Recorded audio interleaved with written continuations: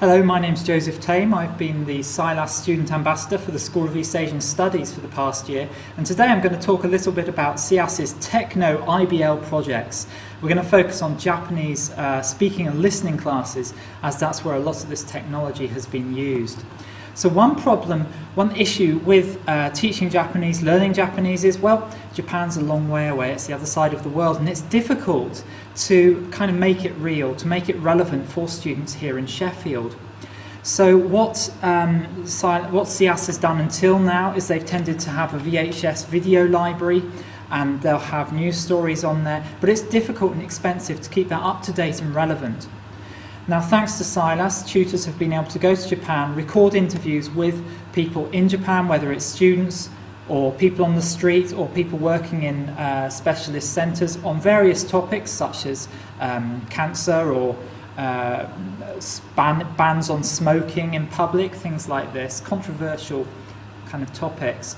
And they've recorded these videos, brought them back, uploaded them to the university website, so that we as students can check them out.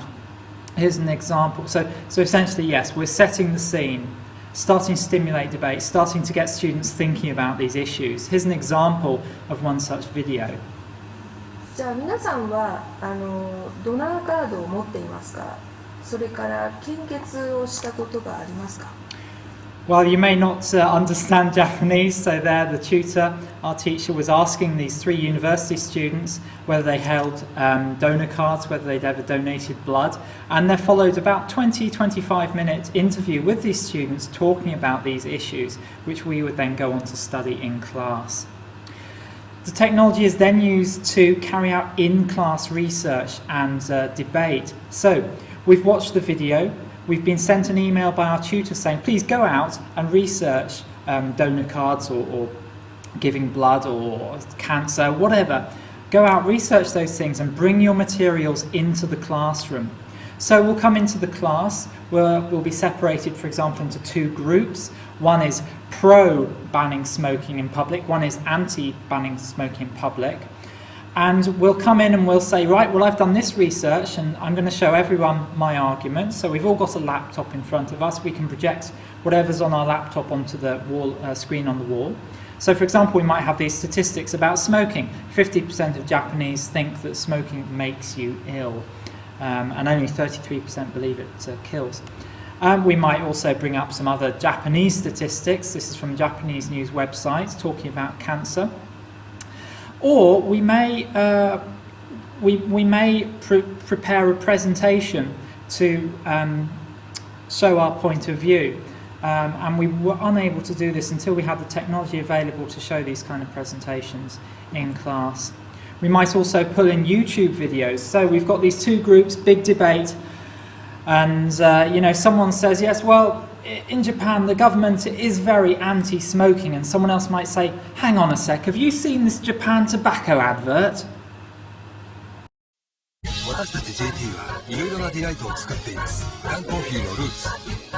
So in this situation, we see Japan Tobacco promoting smoking, and then we might have a look at the British side of things to say, okay, let's contrast that. Throat cancer is coming and removed by voice. So we can pull in these real-life examples which have an impact. We could see there how pro-smoking the Japanese government was, which owns half of Japan Tobacco. And then we've seen the NHS advert talking about throat cancer and things like this. So this really brings the debate alive. We can also use the technology to enhance presentations. Now, recently we did a presentation on donor cards and also on giving blood. And what we're able to do is, as well as creating posters, and we'll have the students in groups of 2 or 3 talking about their poster presentation, and we'll have Japanese exchange students come into class, listen to what we have to say. But we can also make it more interactive using technology. So, for example, when we recently did a project on carbon footprints, what myself and my classmate did was we used this DirectGov carbon calculator, and we invited our guests, these Japanese exchange students, to actually put in their carbon, the amount of carbon they were using, put in their flights from Japan. Our guests were absolutely staggered by their carbon footprint. They couldn't believe that by coming from Japan to the UK, they doubled their annual CO2 output. Now, we were actually using a Japanese version of this website so that they could understand that, and so it had a real big impact on them. And that makes us, as students, feel really good about our presentations. You know, we really have made a difference beyond the classroom. So also we're using the technology for real life conversations. Now, I've seen this twice in the School of East Asian Studies. One tutor hooked up Skype video conference with a writer in Japan, an expert on Japanese culture and society. And the class then had a live debate with this tutor who was based in Tokyo. We've actually used it in our class, as you can see on this screenshot. Up there on the screen is one of our old teachers who taught us in the first couple of years of our degree. And we've not seen him for 2 years, and he was brought back into the classroom via Skype for our final mini graduation ceremony. And that made a huge difference to our feelings towards our tutors. You know, that was such a kind thing to do, and we were absolutely delighted that he could share in our graduation. So to sum up then, the benefits of using technology in the classroom: it helps students to engage with the subject by making it real, by bringing Japan into the classroom, by using these real-life examples. It enables real-time collaborative research, resulting in passionate debate. In those debates, we're able to pull in this information from the internet as the class is happening. So you can really get very passionate about what you're talking about, and you know, you can feel, right, here's some evidence to prove my point. And we've never had that before. We haven't had that ability to do that before. Also, it allows for greater interaction in presentation situations. As we saw, we used the Carbon Calculator website. We really brought our audience into the experience, and that was very successful.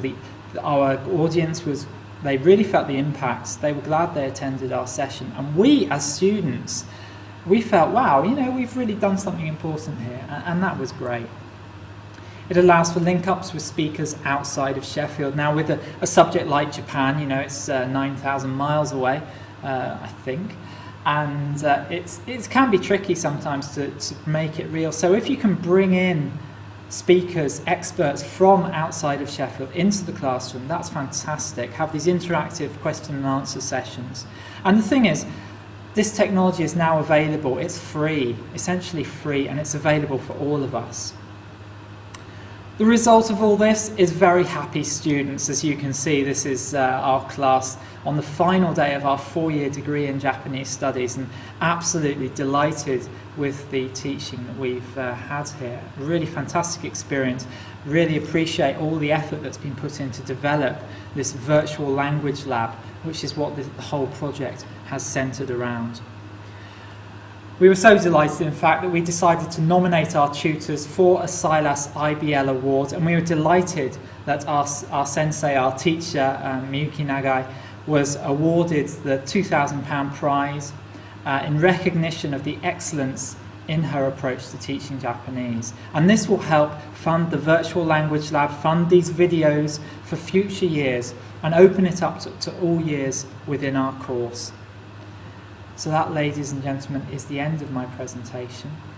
I hope it's given you some idea of how these technologies can be used. Of course, you know, these are very specific examples, but the fact is we've got all these resources available, and as I said before, they are virtually free, available to everyone if you can just get a bit of funding to start off with. So thank you very much for watching, and I wish you all the best in your IBL experiences.